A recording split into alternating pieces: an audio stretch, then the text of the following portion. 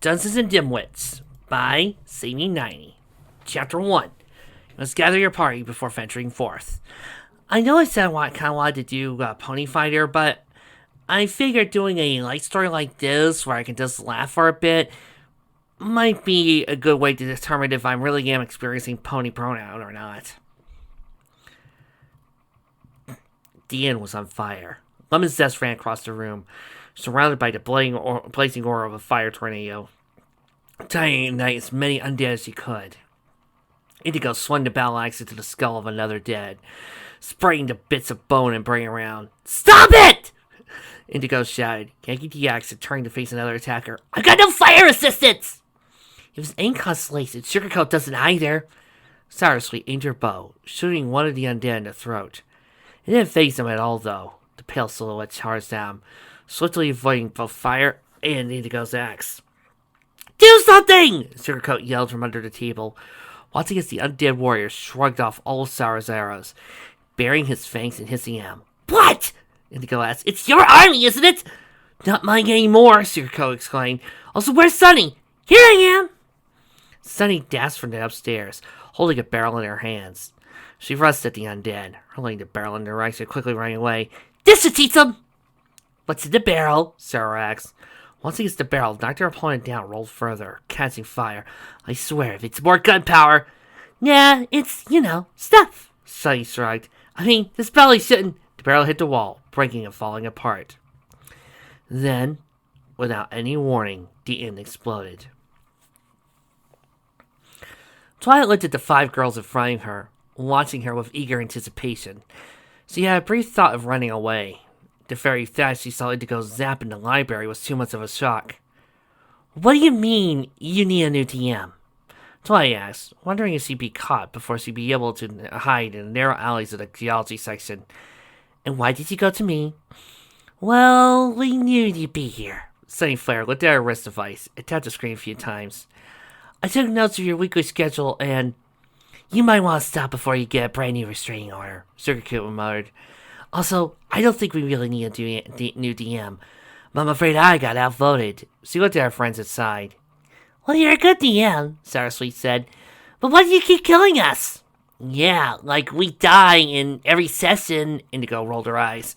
"I lived through 10 different characters during one campaign, and I still died in the end." "It's not my fault.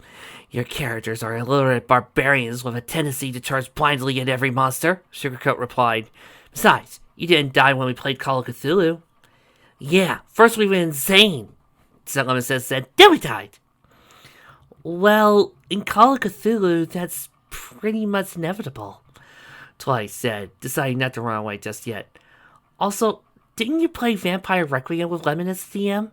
That was when I was still in Crystal Prep." The girls looked at each other. Indigo winced, to which Sunny responded with a shrug. Eventually, all their gazes focused on Lemon, who smiled sheepishly.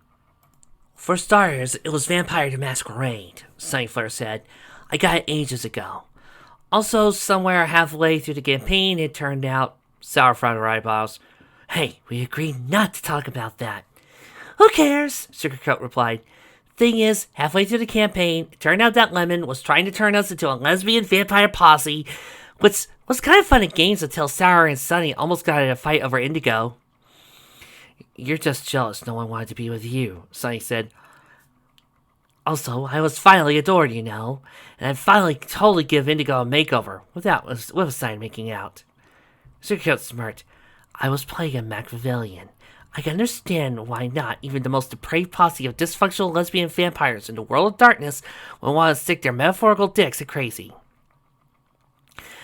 "It eventually got awkward especially when Indigo remembered that she's straight," Sarasweet said. "And since it was late at night and Sunny had one drink too many, she forgot that she's..." She paused and looked at Sunny. "Whatever she is." Sunny pouted. "Indigo almost broke my hand. Couldn't move it for days." "I missed," Indigo replied. "So anyway, since then, we won't let Lemon be a DM. Also, we wanted to ritually burn the rulebook, but Sunny said it may come value one day." Twilight shuddered the very thought of burning a book. "So, how do you want to do this? Do you need some time to create new characters?" Owing to Sugarcoat making sadistic pleasure in killing our characters, I say yes, Sunny said. Also, there's plenty of space in my house, and it's already a nerd cave, so be my guest. Do you have any particular campaign in mind? Several! Twilight's eyes lit up. I came up with a fun campaign, but everyone's busy as of late. We're not. Sugarcoat's smart to turn to Sunny. Also, I'd rather make your characters' lives miserable, but you keep messing it up by dying. Indigo watched Twilight. What do you mean by fun? Will there be monsters? Plenty of them, Twilight replied. Also pirates. What about ninjas? Twilight shrugged. Could include some ninjas too. Awesome! Indigo exclaimed. Well, I guess I'll have to get another barbarian then. Oh boy. This particular room in Sunny's house was dim. It looked like it was mostly used to keep stuff she didn't need at the moment, or at least stuff she was rarely coming back to. It was full of discarded, half-dismantled electronics and rolls of fabric. One particular piece of cloth also had electronics on it, though it may have been some kind of Daft Punk cosplay. Twilight almost certainly wished it was so. Once he found out Sunny was in some way similar to Rarity, her ability to deal with computers was almost uncanny. While Rarity needed garlic, a wooden stake, and the assistance of her sister to deal with anything more complicated than her phone. Is that a jet glider? She asked, looking at the large device laying in an old armchair. Glad you ask, Sunny replied. That's a working replica of a jet glider from Nausicaa of the Valley of the Wind.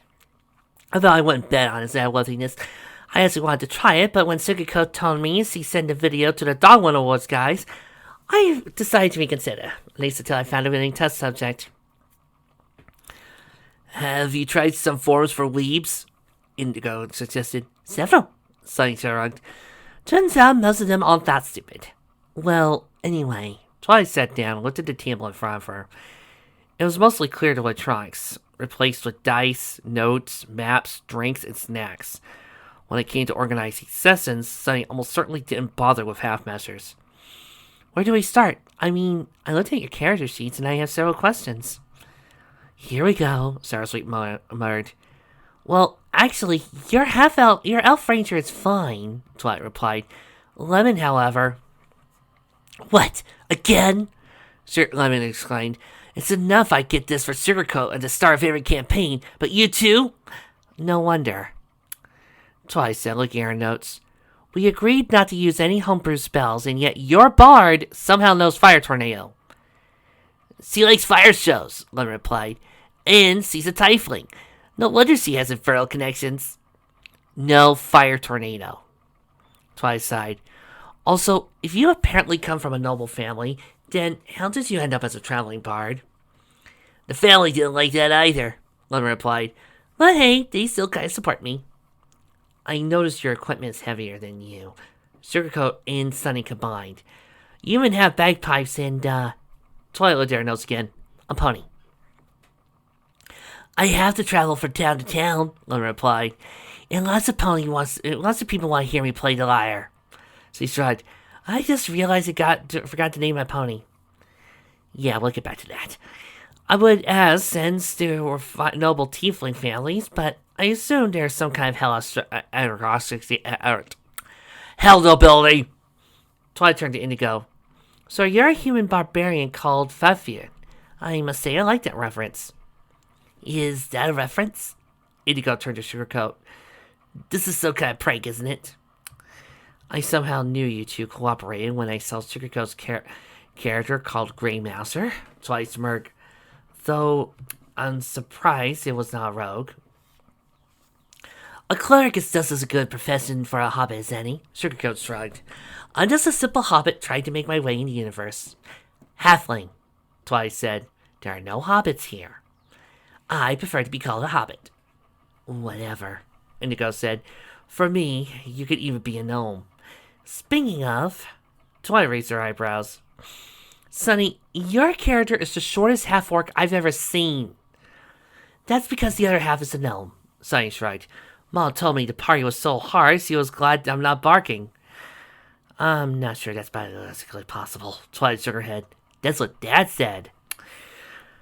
We didn't even start, she's already becoming one of her character, Shadowbolts shrugged.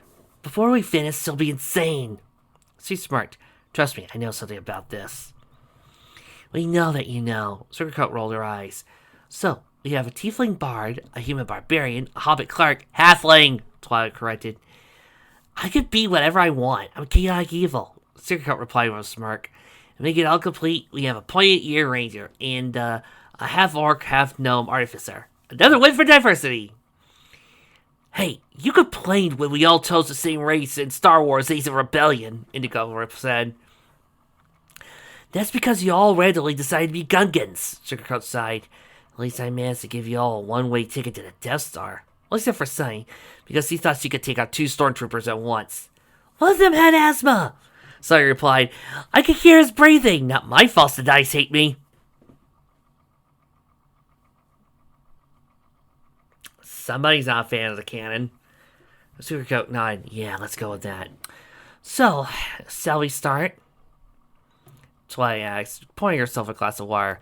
Sit comfortably, because we start at an inn. Typical, Sugarcoat mourned. I look forward to mysterious stranger sitting in the corner. Twilight looked into her notes. We'll get to that. The tavern, just like every evening, was full of creatures and races.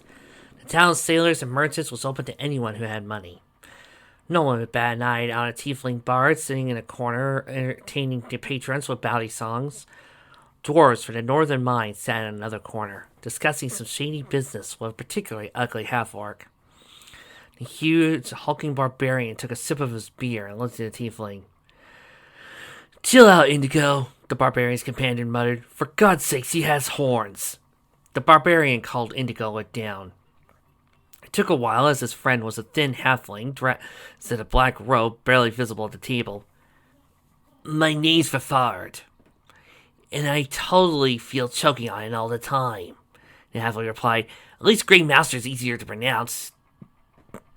Calm down, sugar tits, Indigo said. Also, supposedly, you're chaotic evil. What's wrong about tieflings? Opposites attract, Grey Master pointed at an elf standing by a corner. Now, if it wasn't for my religion, I'd totally... The elf turned back, furrowing her eyebrows and grabbing a bow. Listen up, you little shit, she muttered. If you don't stop staring at my ass, you'll have to get an arrow out of yours. Well, I can't really look much higher, Halfling shrugged. Sorry for Sugarcoat, Indigo said. Me mum found him in the mountains, ran away for the circus or something. What the hell's that accent? I'm a barbarian, after all, Indigo shrugged. Me friend prefers to fornicate with elves rather than tieflings, but... How? The elf asked. Does he have a ladder? Unfortunately, he's a eunuch, Indigo shrugged. Religion thing. I'm not! Sugarcoat exclaimed. Or maybe he's just small, even for a halfling. Indigo stretched her muscles. Barbarians from the north, on the other hand. I really need to get some arrows. The elf rolled her eyes. I know a place where you can get anything you want, Indigo said. She laid an elbow on the counter, casting the elf a smirky glance. So anyway, what's your name? Aurelie, the elf replied, pulling a knife from a scabbard on her tester belt. I don't need any barbarians and lecherous halflings. I'm a strong, independent elf, and I'm 100 years old anyway. Indigo groaned. Can we just call you Shower Sweet? More like Shower Elf, Sugarcoat chuckled. She stopped when an arrow flew past her, nailing her robe to the floor. You crazy! Shower Sweet smirked. I'm fast. Go somewhere else. Sugarcoat rolled her eyes and looked around the tavern. Elves. Why did they even let them in? Armed like that. Says the halfling. Sour put down her bow and looked at the dwarves on the table. The discussion got heated. Some of them were waving axes at the half-orc. What's going on over there? Not your business, you pointy-eared scum! One of the dwarves exclaimed. Sarah grabbed her bow again. Say that again, you goddamn gnome, and I'll be sending you home in a shoebox! What do you call me? The dwarf stood up. It wasn't very impressive, but his axe made up for it. Help me! The half-orc exclaimed. Somehow he was shorter than the dwarves, and even uglier. They want to kill me because of that trinket of the golden coin! Say no more. Sour Sweet charged at the dwarf, kicking him and sending him back on his chair, which fell on the floor. 6 other dwarves stood up, swinging their axes. Finally, something fun! Indigo grabbed a large, two-handed sword and swung, knocking over a lamp and almost hitting an old man drinking his beer behind her. Old man took a solid sip of his drink and grabbed a chair. What's that, you uncultured swine? Sorry, Grandpa. The Indigo charged at the dwarves, knocking over the tables and chairs. Sugarcoat followed in her wake. The fight broke out in the whole tavern. Some sailors decided to settle matters with the bard, while the dwarves stood in formation trying to surround the half-orc. This tactic didn't quite work out. One of the dwarves ended up with an arrow in his throat, while the other got nailed to the wall with Indigo's sword. Get blood out! Indigo exclaimed. That's what she said, Sugarcoat replied, tripping one of the sailors. The tiefling bard jumped on the counter and smashed the lute against the sailor's head. Long live rock and roll, she exclaimed. Oh, screw this! Indigo let go of the sword, grabbed one of the dwarves, throwing him at the sailors. Guys, let's get out of here! Wait a minute! Sugarcoat looked at the dead dwarf on the wall. I need to... Later! Indigo yanked her sword out of the hole, narrowly missing Sour Sweet with it. Sour didn't care. She was too busy massacring sailors with her bow. Indigo grabbed the half-orc and rushed out the door. Where are you going? Sugarcoat asked. Twilight mentioned... Indigo stopped for a moment. I heard this town has a lot of guards. If they arrive here, we'll have to fire our way out. Sugarcoat shrugged. First time I see you worry about a fight. Well, if you were the DM, we all die, Indigo replied. I prefer a tactical retreat. Oh, don't worry about that, Sugarcoat replied. If you see the guards, tell them that undead dwarves attacked the people in the tavern. We'll meet later. Indigo and I ran out the tavern, still carrying the half-orc. They ran across the town. There were indeed some guards running towards the inn, though none of them cared about a 7-foot tall barbarian running in the opposite direction. Indigo finally hid in the labyrinth of aisles and alleys surrounding the port. She put the half-orc on the ground and looked down. Surrounded by little shits, really. Sunny and Sugarcoat saw Indigo a mean look. Indigo blinked and shrugged. Hey, at least in the game I'm tall, she said. Be honest, I only look like my character, Sour Sweet replied with a smile. Keep telling yourself that, shower elf, Indigo said. We're not even an hour in, and you're already killing innocent people! Said someone who nailed a dwarf to the wall. Sour Sweet winced. What's wrong with you? Good rolls, I guess. So I looked at our character sheet. Can we continue? I'm about to make my grand entrance. Oh no, Sugarcoat worried. Yeah, let's do this, Twilight said, ignoring Sugarcoat. So you two ran away from the tavern. What is this all about? Indigo asked. Who are you? Why did those dwarves want to turn you into minced meat? I cannot tell, the half-orc exclaimed. The name's Kamok, but I cannot tell. The Kasip, the sailor did not know what it was, but I know. I did not see that. Tell me, Indigo said. Also, I see you're doing the accent better than me. Your accent will but disappeared, Kamok replied. I am but a humble officer, but a sailor. What sailor? Indigo asked. I cannot tell. You can tell me, Indigo said. If you don't tell me, sure. Great Mouser will talk to you. This, however, might be painful, and not getting out alive is one of the better options. Kamok again, Kamok replied. But my hands means you can... What did you say? Indigo shrugged. Speak clearly. I'm a little bit dizzy, you dingus, Kamok cleared his throat. Anyway, Kamok has a small workshop in town, and one day a sailor came from Kamok. A very hot sailor. He showed Kamok this coin. The half-orc reached into one of his pockets. In fact, the whole outfit seemed to consist solely of pockets and pouches, full of tools and other utensils. Kamok pulled out a coin and shoved it in Indigo's face. It was an ordinary golden coin, although none of the places Indigo had visited used this kind of currency. One side was empty. Indigo turned the coin to see the image of some strange tentacled creature. The edge of the coin was sharp. It was covered in something that looked like dull, dried blood. Beside that looked like a normal coin. I think I failed the perception check, Indigo muttered, furrowing her eyebrows. Now I seen it. Kamok chuckled. Kamok suspected something, but don't wanted to go to them draws. No such things. Oh, those particular ones don't know much anymore. Yeah, I'm pretty sure they're explorers. Indigo looked around, though I don't see smoke, so... She paused when an elf suddenly landed next to her, apparently jumping off the nearby roof. The elf looked around, waving her perfect hair, turned to Indigo, bowing gracefully. The gods are now abandoning the undead dwarves, she said. I suppose your companion will join us soon. Like hell I will! Sugarcoat ran towards Indigo, panting and sweating. Damn elves, running on roofs like it's Assassin's Creed. Some of us have short legs, you know, and the rope isn't exactly great for jogging. Cry me a river, halfling. Saraswee rolled her eyes. Where's that crazy musician who tried to light the inn on fire? Indigo turned to Kamork. You want to hang out with us, you need to remember one thing. We always light buildings on fire. Kamork can light things on fire more ways than you think are possible. Indigo nodded, but before she could reply, she saw a tiefling walking towards them on a pony. The poor animal carried a lot of luggage. Indigo noticed the lyre as well as the dress and a hole for the tail. I would like this tavern on fire, but I can't cast fire tornado, she said. Still, my workplace is now full of guards and undead dwarves. So, I might just want to go adventuring with you. Who said we're going adventuring? Saraswee asked. I went to a bar, got ogled by a halfling, then had to shoot a few guys to save this thing. She pointed to Kamork. Where are you? Actually, he had this. Indigo showed her friends to the coin. Can someone look at it? I think I failed a perception check on it. Sugarcoat took the coin and looked at it. There's something here. How did I miss that? Indigo asked. You gave up intelligence and wisdom for strength, Sugarcoat replied. As a result, you can't read. Sugarcoat looked at the coin again, especially since it's so weird in alphabet. You can't read it anyway? Indigo rolled her eyes. Just great. What are halflings good for then? Well, we have a little spot of hell here. Sugarcoat pointed at Lemon and her coin. What does it say? Lemon shrugged. Must be a different part of hell, because I got nothing. Didn't Kamork say where he took it from? The Seda, Kamork replied. Kamork knows where he lives. Great, Indigo said, looking at her sword. Think you'll need us to convince him to talk?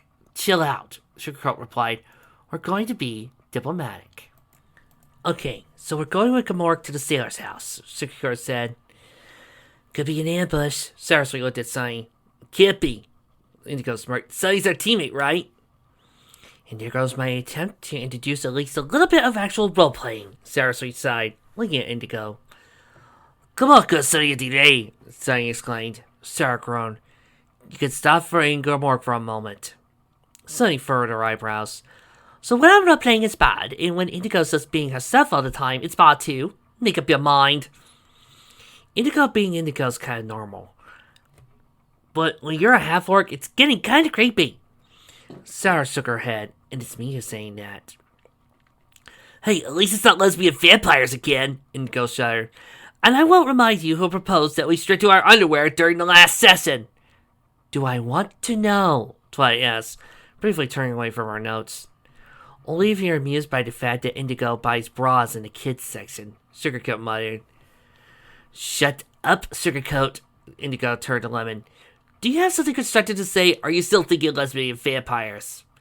I still didn't name my pony, Lemon said. Indigo groaned. Let's just go to the sailor. The sailor lived in one of the ramshackle inns in the city outskirts. Bartender shot Kamork a mean look when he entered. The look got even meaner when he saw sour sweet and lemon zest. He spat on a dirty waiter he was holding in his hand and started to polish an equally dirty tankard. Real elves and weirdos here, he muttered. This soon turned into a scream, when Saraswee casually produced a knife and nailed his hand to the counter.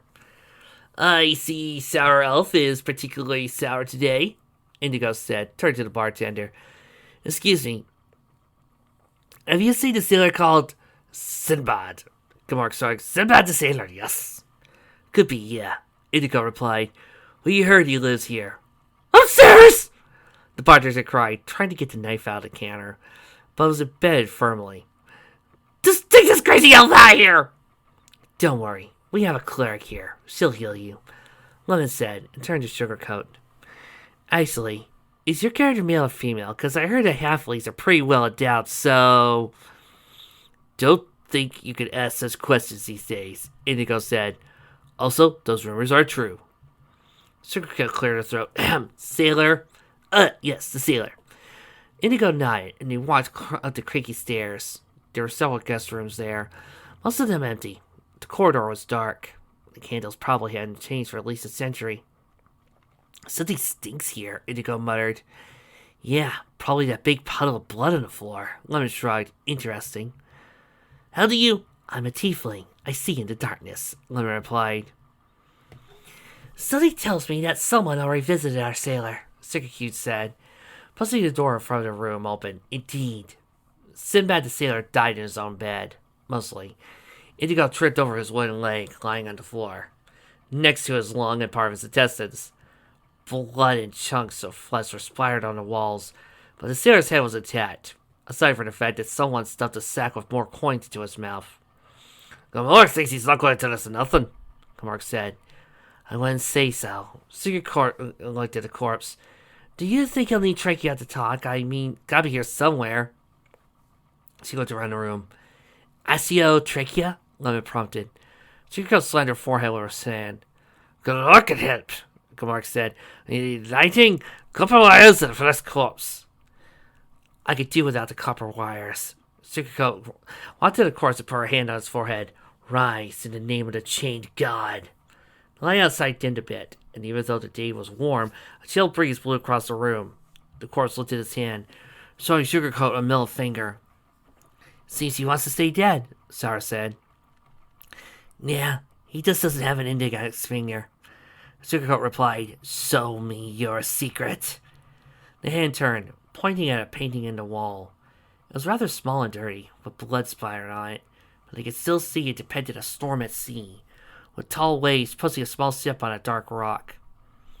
Well, hope he doesn't want us to get interested in art, Lemon's pointing at the painting. Do you think there's something behind it? A dead guy pointing at it, Indigo replied. Must be something in there. So he removed the painting from the wall, revealing a small metal door behind it. Are there any traps in there? Indigo shrugged, looking at the door. I can't see any. Maybe let someone whose IQ is higher than a suicide look at it, Sour-Sweet muttered. Where's Sunny? I mean, ball, damn it. Gamork, you're an officer. Check for that for traps. Gamork looked at the door, furrowing his rather pussy eyebrows. Gamork sees a trap. Move out of the way. He opened the metal door and ducked. They heard the sound of some string snapping, followed by a thud when a crossbow bolt flew across the room, embedding itself in the wall above the bed. That's the fine crossbow. Good luck to keep it. Yeah, whatever. Indigo looked at the catch. There's something here. She furrowed her eyebrows. Some map, but I can't read it. Sugarcoat rolled her eyes. Give it to me. Also, why are you doing perception checks when you can't even read? Indigo shrugged. Lucky the traps will kill me as easy. There's one thing you're useful at. Sugarcoat looked at the map. Hey, isn't the same rock on the painting? Lemon looked at the map, comparing it with the painting. Same one. I can tell I'm an artist. Musician, Sour said. That's still an art, Sour Elf, Lemon replied. We got a map to a mysterious heart hidden in a cast behind the painting of the same rock. A chorus of a sailor stuffed with golden coins that make dwarves go crazy. What should we do about it? Gamork thinks we should stay out of it, Gamork replied. Gamork should keep his thoughts to himself, Indigo said. We'll need a ship. Where can we get a ship? The port, obviously. Saraswat replied. How do you want to get a ship? Hire a crew? Steal one? Indigo smirked. We'll think of something. Twilight looked at the watch. Guess we'll have to get to the ship next time. Yeah, Indigo yawned. Though a second thought we had to kill the bartender. Why? Lemon asked. Exactly why? Twilight turned to the Indigo. I mean, I understand Sugarcoat's success in it, but why do you want to kill the bartender? I mean, we walk into the bar, Sarah nails his hand to the counter, we ask about the sailor, and when the guy goes upstairs to clean the room or something, he'll find the sailor's body parts all over the place. It's gonna be hard to get a ship if we're wanted for murder. For a barbarian, you think a lot, Sugarcoat muttered. Also, we killed a barbender. It's going to look way more suspicious. I can seduce him. Lemon said, No! Sour exclaimed.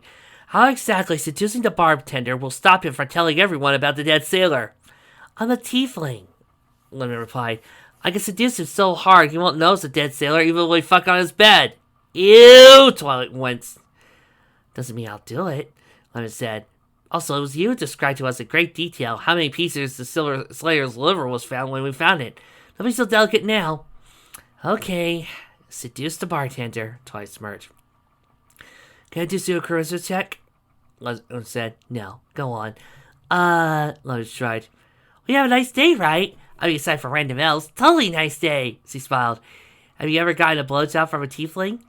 Twilight raised her eyebrows. I think we'll go for a charisma check. If you're into it, I could kick your ass and stop mean things at Inferno, Lemon said. Twilight rolled his eyes. He's into it. As long as the elf joins you. Saraswee froze. I changed my mind.